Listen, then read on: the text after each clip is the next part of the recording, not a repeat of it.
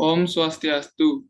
Kami dari kelompok 4 akan mempresentasikan tentang arsitektur abad pertengahan, di mana sebelum itu berikut adalah nama-nama kelompok dari kelompok 4. Selanjutnya, berikutlah timeline histori dari abad pertengahan. Yang pertama ada arsitektur Renaissance, kedua ada arsitektur Modernis, terus ada arsitektur Barok, yang keempat ada arsitektur Rokoko.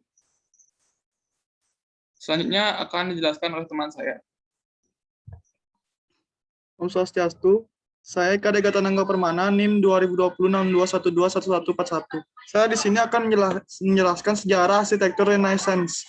Arsitektur Renaissance merupakan arsitektur Eropa antara awal abad ke-15 dan awal abad ke-17. Tepatnya ketika Eropa memasuki masa Renaissance, munculnya gaya arsitektur ini menunjukkan kebangkitan kembali budaya klasik yang dimiliki dari Florence, Italia, hingga menyebar ke seluruh benua Eropa. Kehadiran arsitektur Renaissance kemudian menggantikan gaya arsitektur gotik abad pertengahan. Dilihat dari gaya bangunannya, arsitektur Renaissance terinspirasi dari gaya arsitektur klasik yang berasal dari prinsip bangunan pada masa peradaban Yunani dan Romawi kuno. Seperti yang telah disebutkan sebelumnya, penamaan dari gaya arsitektur ini mengikuti nama dari era Renaissance yang terjadi di Eropa. Kata Renaissance berasal dari bahasa Prancis yang berarti terlahir kembali, karena pada era tersebut orang Eropa tertarik untuk kembali mempelajari peradaban Yunani dan Romawi kuno.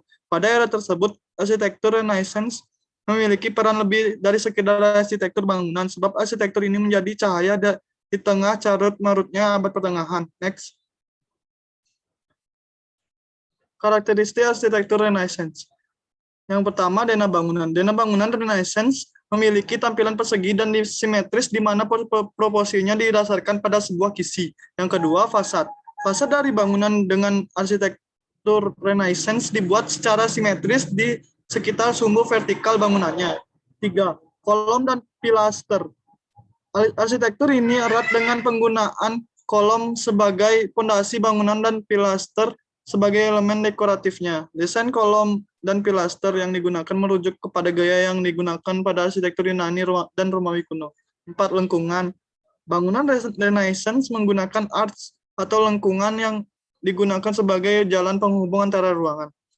Yang kelima, kubah. Kubah merupakan salah satu karakteristik ikonik dalam arsitektur Renaissance. Namun penggunaannya sangat terbatas dan hanya digunakan pada beberapa bangunan saja. Biasanya bangunan Renaissance yang menggunakan kubah adalah bangunan-bangunan berukuran besar seperti gereja. Next. Selanjutnya adalah dari karakteristik langit-langit. Bagian langit-langit dari bangunan Renaissance umumnya dihiasi dengan lukisan seperti yang sering digunakan pada langit-langit gereja pada era tersebut. Yang ketujuh, pintu. Bagian pintu biasanya memiliki ambang persegi yang dapat dipasang pada lengkungan atau arch berbentuk persegi dengan tambahan pedimen di atasnya. 8. Jendela. Mirip dengan pintu, jendela bangunan Renaissance biasanya dipasang pada lengkungan dan bentuknya mengikuti lengkungan tersebut atau juga menggunakan pedimen.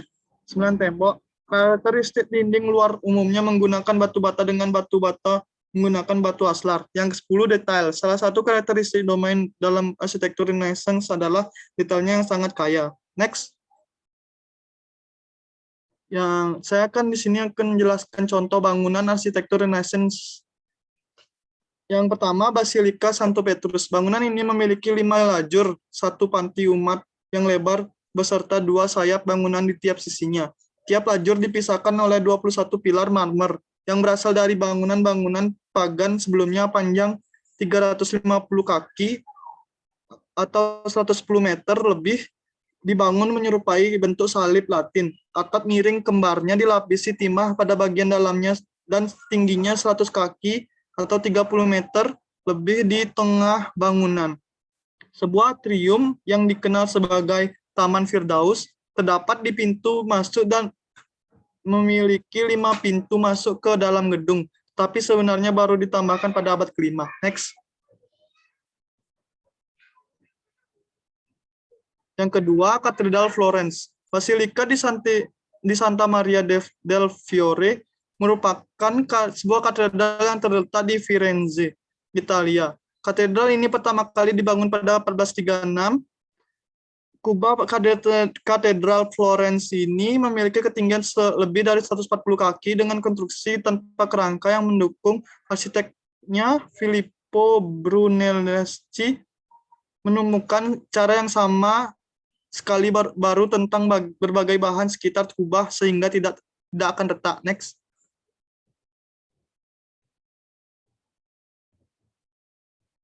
Tokoh yang berpengaruh dalam arsitektur Renaissance. Yang pertama Donato Bramante. Donato Bramante lahir di Mignano, Pesaro dan Urbino, Merz, Italia. Tahun 1444. Meninggal di Roma, Latium, Italia. 11 Maret 1514. Pada umur 69 atau 70 tahun.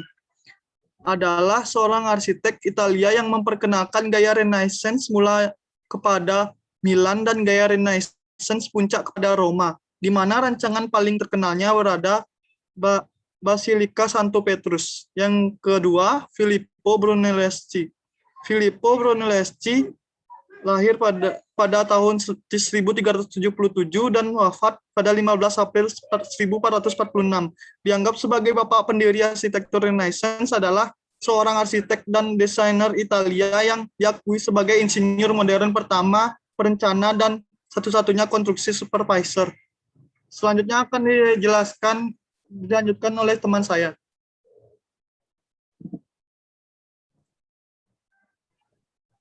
Baik, saya akan melanjutkan presentasi. Sebelumnya, perkenalkan, nama saya Igusti Ngurah Suradiaksa, NIM 139. Selanjutnya, zaman Manierisme atau Renaissance akhir, antara 1520 sampai 1600.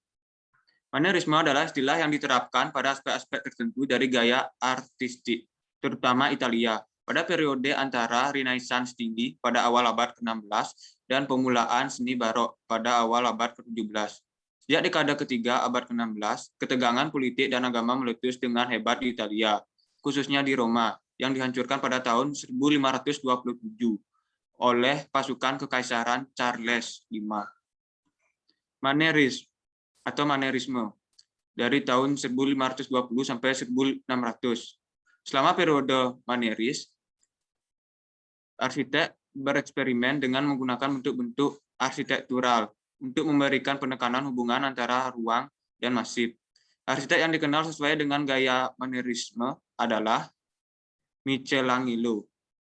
Lahir pada tahun 1475 dan wafat pada tahun 1564. Yang dikreditkan dengan menemukan yang Orde Raksasa, sebuah pilaster besar yang membentang dari bawah ke atas sebuah fasad. Next.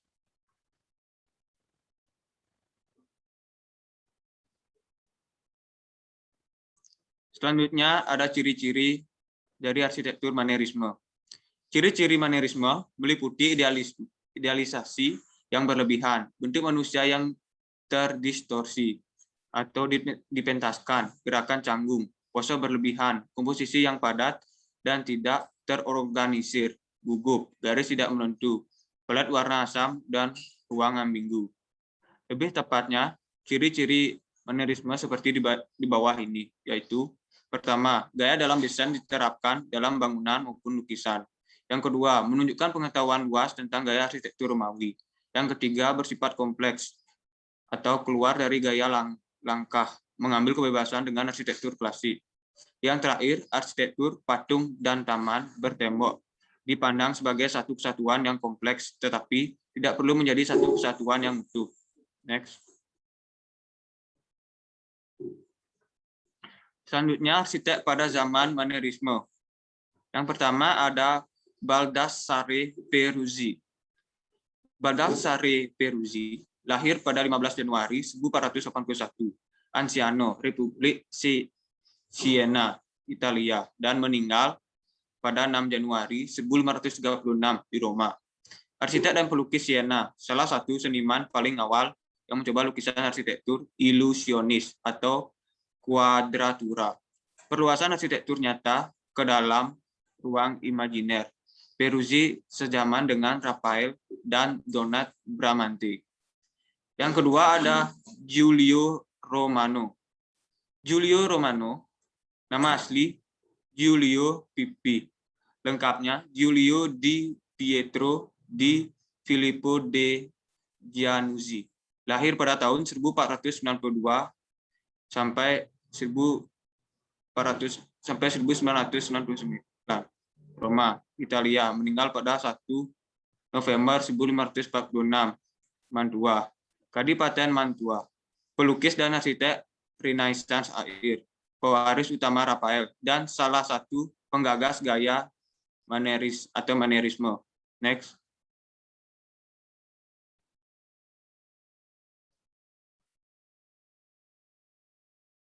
Selanjutnya ada Andrea Palladio. Andrea Palladio, nama asli Andrea di Pietro della Gondola.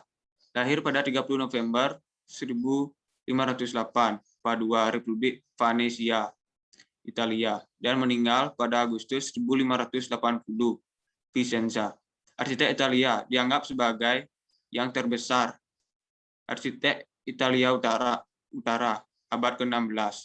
Desainnya untuk istana palazzi dan villa, terutama Villa Rotunda tahun 1550 sampai atau 511 dekat Vicenza, dan risalahnya 1 Quattro Libri del Architettura 1570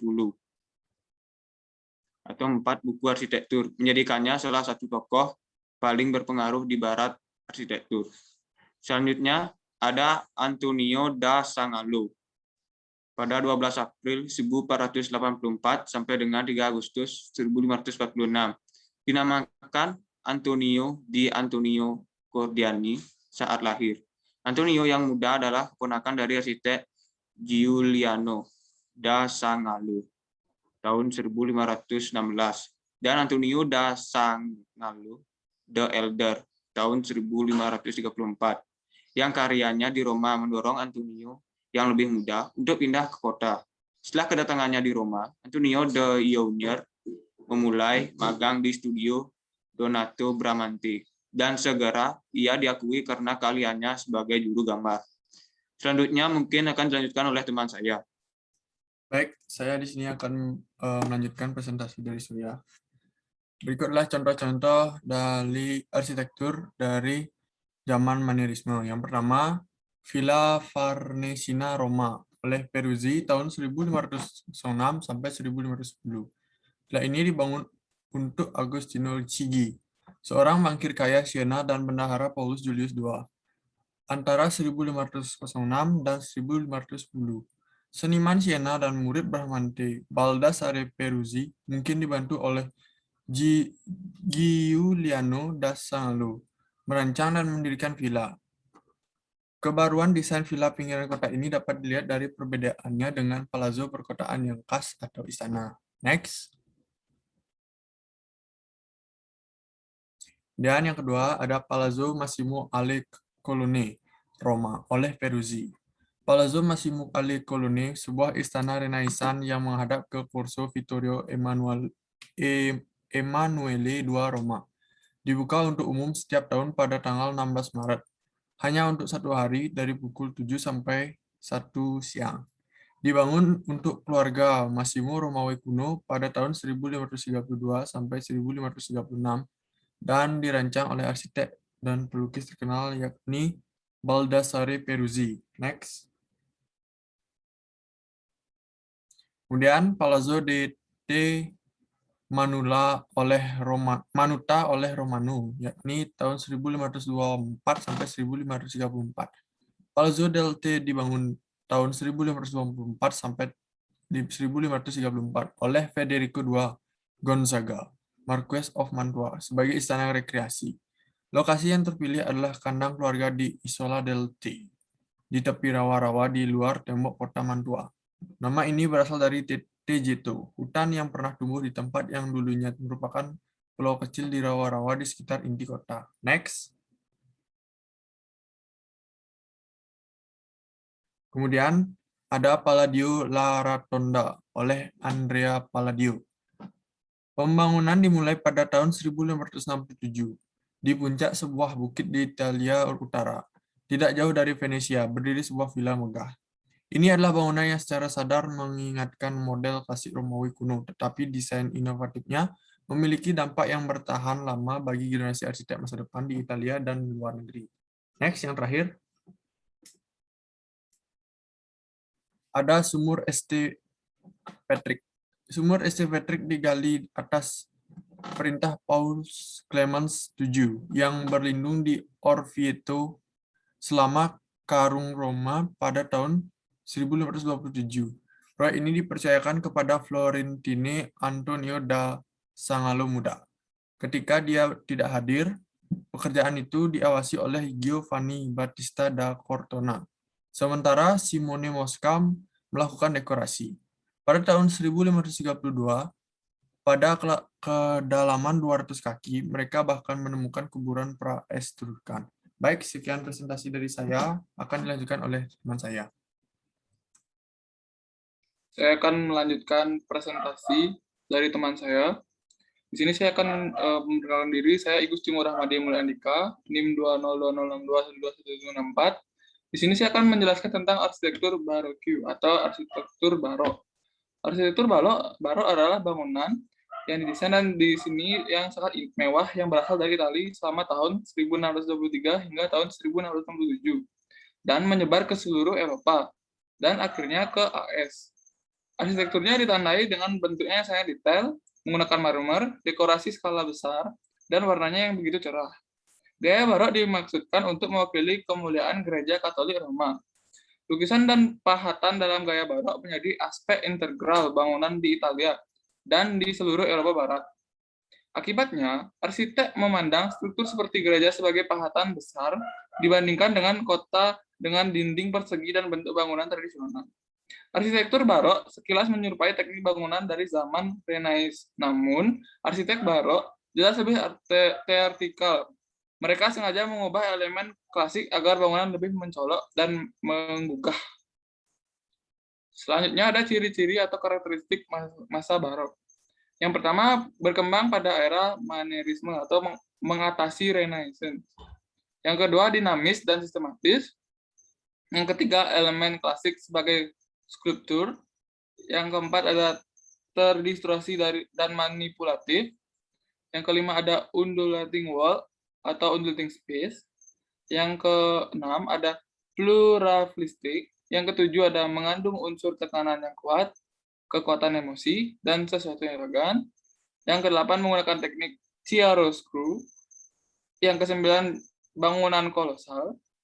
Yang ke-10 proporsinya sangat pas. Yang ke-11 penampilan bangunan dramatis. Yang ke-12 fasad pada bangunan megah dengan atap lana. Yang ke-13 menaranya ganda. Yang ke-14 kubah tinggi dan tidak berbentuk. Yang ke-15 bangunan tambahan dengan ornamen yang indah. Serta yang terakhir yaitu jendela dengan bentuk tidak beraturan. Pada masa barok terdapat beberapa arsitek yang terkenal pada era itu. Yang pertama ada Nicola Salvi.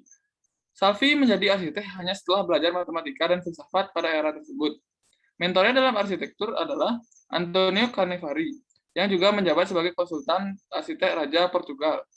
Proyek yang terkenal pada arsitek ini yaitu adalah air mancur di Trevi. Yang kedua ada Gian Lorenzo. Gian Lorenzo lahir pada 7 Desember 1598 dan wafat pada 28 November 1680. Beliau adalah seorang pematung dan arsitek Italia.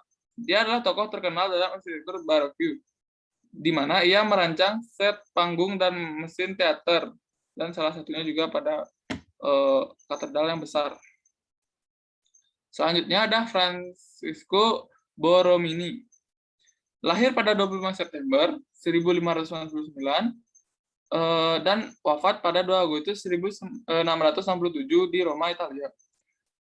Arsitektur yang merupakan perumus utama dari arsitektur barok adalah Francesco Borromini ini. Selanjutnya ada Pietro da Cortona. Cortona lahir pada 1 November 1596 dan wafat pada 16 Mei 1669. merupakan seorang pelukis dan arsitek barok yang awalnya berkembang di Italia. Karya terutama yang dikenal di bidang fresko dekoratif dan lukisan.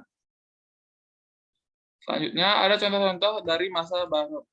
Yang pertama ada St. Peter Square. Salah satu karya Gian Lorenzo Bernini yang paling terkenal adalah St. Petersburg, yang masih menjadi tujuan jutaan turis di Roma, Italia.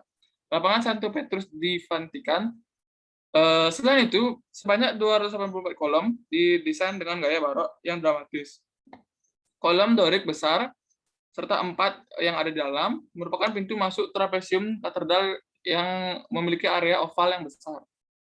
Selanjutnya, ada St. Peter Basilica, yaitu gereja yang dirancang oleh arsitek-arsitek hebat, yaitu Michelangelo, Donatello Bramante, Carlo Maddeno, dan Gian Lorenzo Bernini. Pembangunannya sendiri memakan waktu sekitar 120 tahun, dan pada atap kubah yang menggambarkan arsitektur barok, berciri dari atap tersebut. Baradicono tidak tertutupi dengan arsitektur gables seperti kebanyakan Bardacini, tetapi didukung oleh kanopi menjorok dengan kurung barokut melengkung. Selanjutnya ada Trevi Fountain, yaitu air mancur Trevi, adalah sebuah air mancur dengan berdesain ala barok terbesar di Roma dan salah satu air mancur paling terkenal di dunia. Air mancur yang dirancang oleh Nicola Salvi ini diselesaikan oleh Giuseppe Panini pada tahun 1751. Setelah kematian Salvi, air mancur Trevi dihiasi dengan banyak kadung, menggambarkan metafora dengan tema menjinakkan air. Selanjutnya, ada San Carlo alle Quattro Fontane, adalah sebuah gereja Katolik Roma di Roma, Italia, dengan gereja yang dirancang oleh arsitek Francesco Borromini. Ini adalah mahakarya ikonik arsitektur barok dan dibangun sebagai bagian dari kompleks bangunan biara Gunung Quirinal di Tringaul, Maha Kudus, Spanyol. Selanjutnya, presentasi akan dilanjutkan oleh teman saya. Baik, presentasi akan saya lanjutkan. Sebelum itu, saya akan memperkenalkan diri terlebih dahulu. Nama saya Nengah Anom Prataputra dengan NIM 124. Arsitektur rokoko terkesan ringan, lebih anggun, juga merupakan versi lebih rumit dari arsitektur barok yang lebih berornamen. Rokoko adalah gaya abad 18 berkembang ketika seniman barok meninggalkan gaya simetris. Ruang-ruang rokoko dirancang sebagai karya seni total dengan perabotan elegan bermotif bunga dan taman, patung-patung kecil, cermin penuh ornamen, dan permadani melengkapi arsitektur rokoko. Tahun 1730-an menampilkan perkembangan puncak dari rokoko di Prancis. Gaya rokoko berkembang bersama seniman-seniman Prancis dan publikasi karya-karyanya. Next.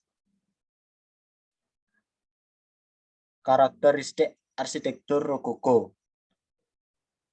Yang pertama, warna-warna terang dan kuat diganti oleh warna-warna pastel. Permainan cahaya difus melingkupi interior bangunan. Yang kedua, struktur dari bangunan diringankan untuk memberikan kesan interior yang lebih menonjol.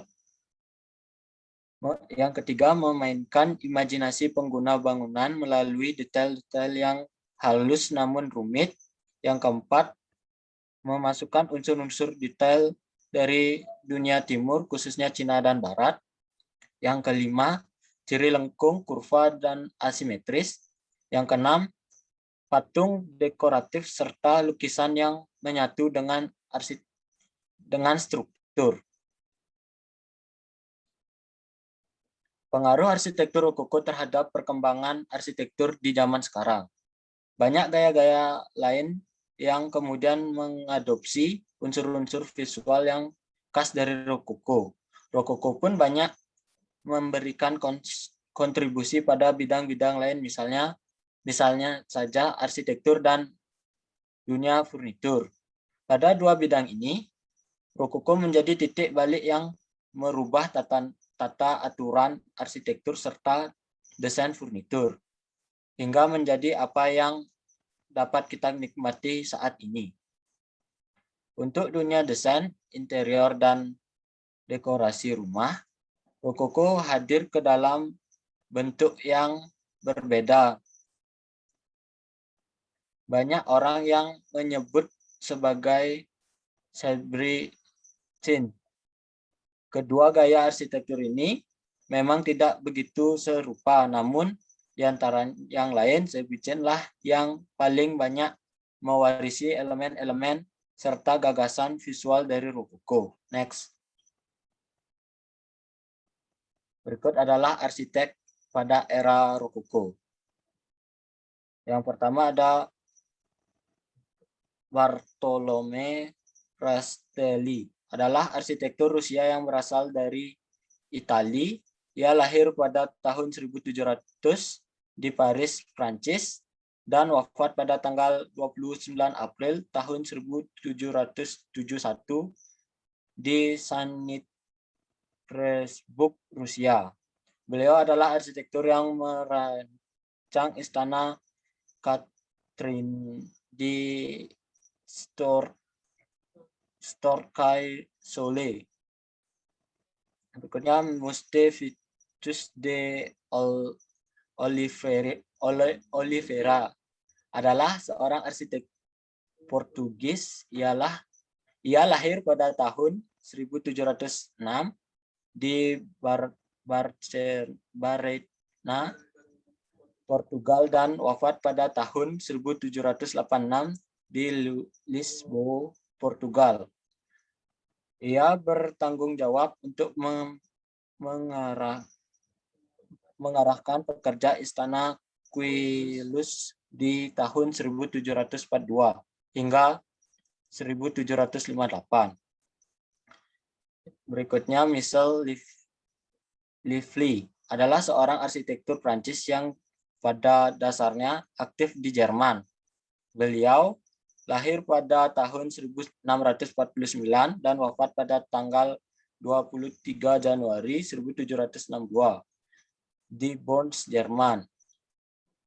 Beliau adalah salah satu arsitek penanggung jawab pada bangunan Kastil Augustenburg dan Vaucluse.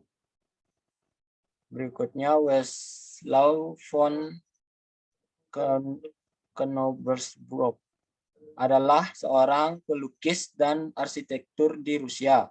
Ia lahir pada tanggal 17 Februari di Krakow, Polandia, dan wafat pada tahun pada tanggal 16 September 1753 di Berlin, Jerman. Beliau adalah arsitektur yang merancang istana Sanssouci. Berikut adalah contoh bangunan arsitektur Rokoko. Istana Catherine. Istana Catherine di Sartrex Selo adalah salah satu bangunan Rokoko di daerah paling utara. Istana Catherine adalah kediaman musim panas Trans-Rusia. Terletak di kota Transkio Selo, 25 km sebelah tenggara kota St. Petersburg, Rusia. Pada 30 Juli 1756, arsitektur Bartholomew Rastil mempersembahkan istana Catherine kepada Kaisar Western Elizabeth dari Rusia. Contoh bangunan yang kedua, Istana Queluz Nasional di Portugal, adalah bangunan Rokoko terakhir yang dibangun di Eropa. Istana Negara Queluz ialah sebuah istana kurun ke-18 Portugis terletak di Queluz, sebuah vilayah di daerah Lisbon. Salah satu dari bangunan hebat terakhir Rokoko direkan bentuk di Eropa. Berikutnya, Kathleen Augustubruck dan Flatus adalah kompleks bangunan kuno di kota Bruns, Jerman. Kedua kastil atau benteng ini dianggap sebagai mahakarya arsitektur rokoko paling peninggalan abad 18. John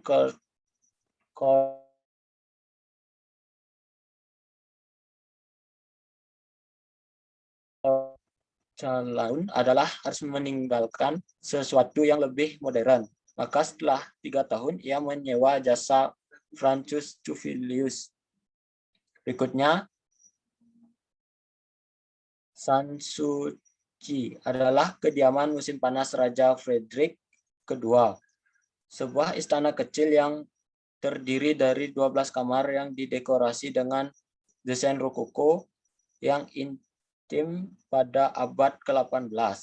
Istana ini bertemakan keselarasan antar seni dan alam dan dibangun berdasarkan yang dibuat oleh raja sendiri. Arsitekturnya ada 3, yaitu Reguezu von Knoblower, Frederick Louis Peresius, dan Jan Baumann. Presentasi akan saya serahkan kepada moderator. Baik, sekian presentasi dari kelompok kami. Mungkin bila ada salah-salah kata, mohon dimaafkan. Sekian dan terima kasih.